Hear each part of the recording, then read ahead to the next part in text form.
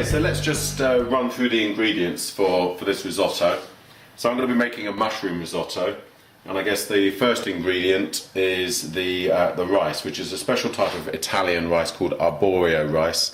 It's a sort of a thicker grain. You've probably heard of it, but it basically holds its content for longer, so it will go cook for longer. So that's about 225 grams of that. Then we've got some shallots. Now, rather than use ordinary onions, I would say to use shallots. They're sweeter and a less strong flavour. Also, I love to use, in any type of risotto really, these dried porcini mushrooms. So they're basically, they're dried out. They smell absolutely lovely. They smell kind of musty and earthy and like the forest really. But soak them in hot water for at least half an hour beforehand. They go all soft and squidgy, and we'll be using that liquor as well. You can see that clear water's gone a nice deep brown. So there's a handful of them in. They are quite expensive. If you're ever lucky enough to be on holiday in Italy and you go to a market, they'll vacuum pack a load of them for you for a lot. They're not cheap, but a lot less than you pay here.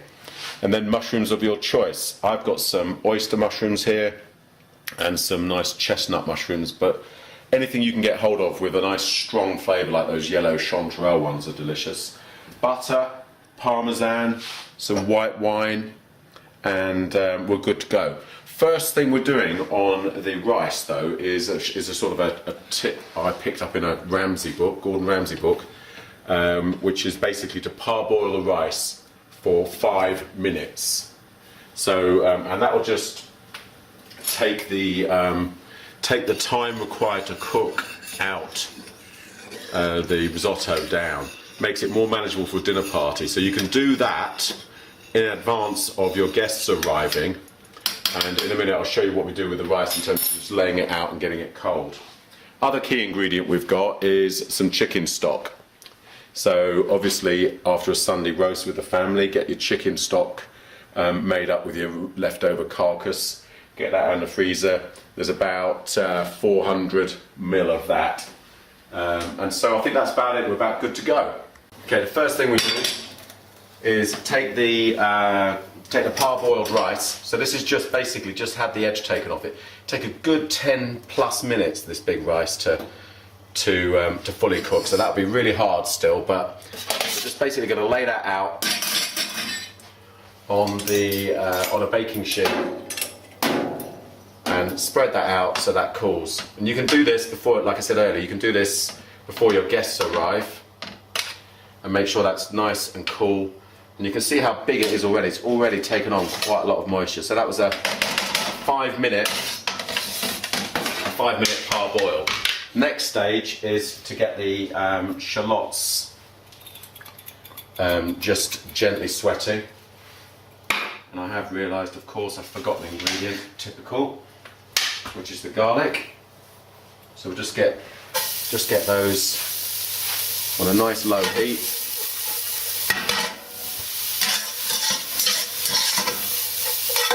Low heat. A bit of oil, a bit more oil there.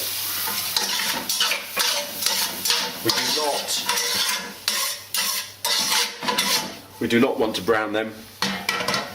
They're going to go on a low heat for a few minutes.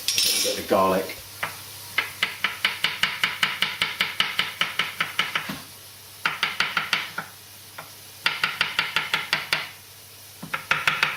That'll go in just nicely like that. You could crush that in, the garlic crusher. You'll get a stronger garlic flavour if you do that. Now, when you think they've softened, which isn't far, we'll add the rice back in. Okay, so now we add the rice.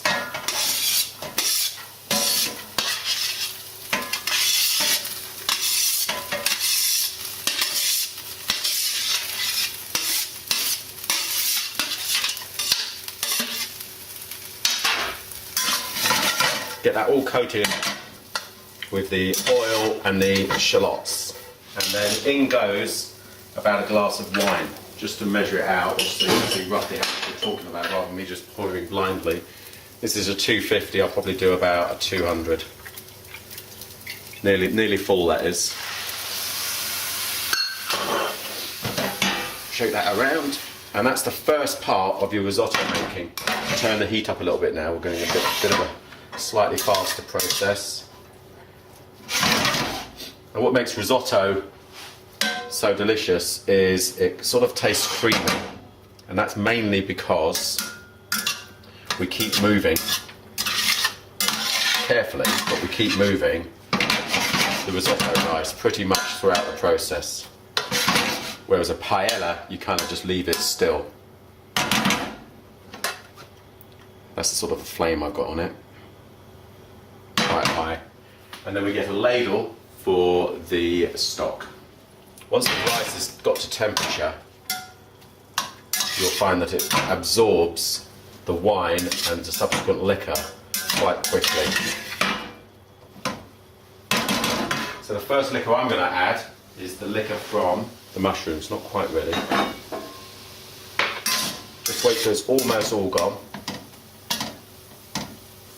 So you've got a little bit on the bottom there.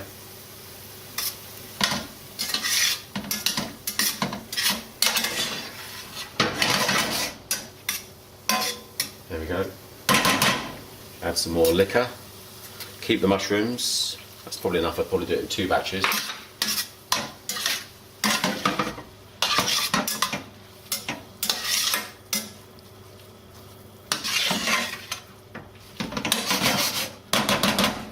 It's already absorbed most of that mushroom liquor.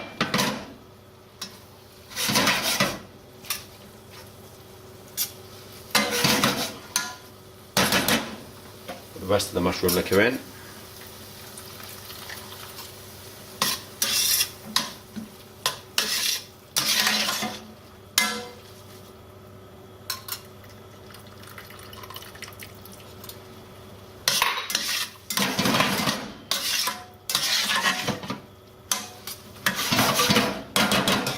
Okay, with the mushrooms, these are now all soft and squidgy.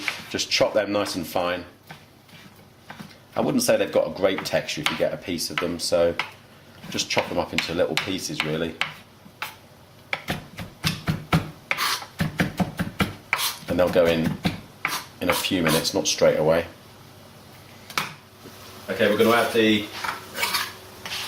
the porcini, the dried mushrooms, the dried soaked and chopped mushrooms. The flavour from these will be absolutely superb. Just starting to get ready to dry out a little bit. I'm just going to add our mushrooms. That's probably about right. I don't think I'll add all the button mushroom of the chestnut mushrooms. And then some of this chicken stock, which is hot. So it's important to add these liquids hot, because it doesn't slow down the cooking process. It carries on cooking straight away. It's not like we have to reheat it all the time. You've got to make sure that you don't let it go dry. You've got to keep adding this stock. Just keeps it loose. Bit of seasoning now, black pepper. I'm not going to add any salt yet, because I'm going to be adding Parmesan cheese at the end, which is quite salty, so we'll add a bit of Parmesan cheese at the end and taste that.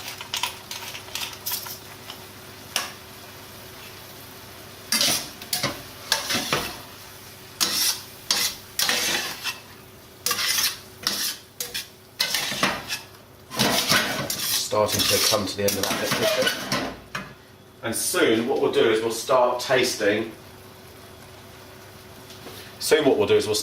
this rice and see if it's cooked. It is a little bit firm still. Won't be long actually.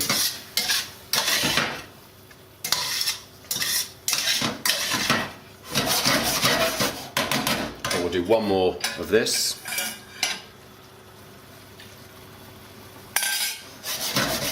The Italians would probably like this quite crunchy, al dente, a bit like they like their pasta. I think we're a little bit We're getting okay with the old al dente on pasta, but probably with rice it feels a bit floury.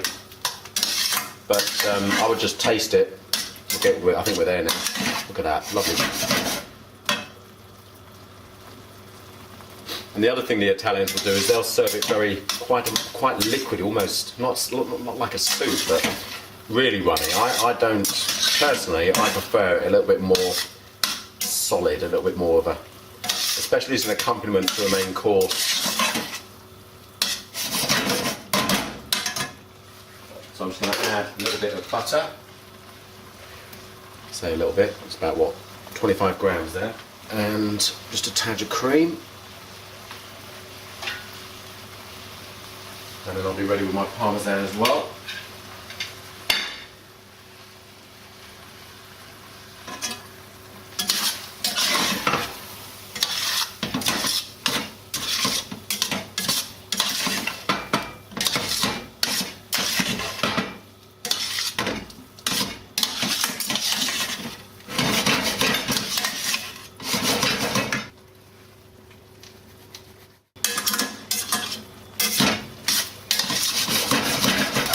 Turn that down a little bit. Now I'm going to add the parmesan.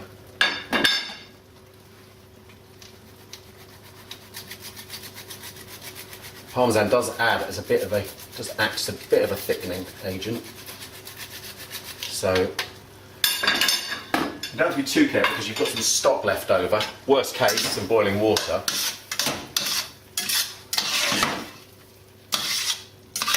And that, my friends, is basically done. Just check for seasoning. Oh, it's lovely. Mm. God. Okay, into serving. So what a nice, this is for a starter portion, so just try and keep it in a nice shape. That's quite a nice portion, that, actually. And then just sprinkle some chopped flat leaf parsley over it. There we go, mushroom risotto.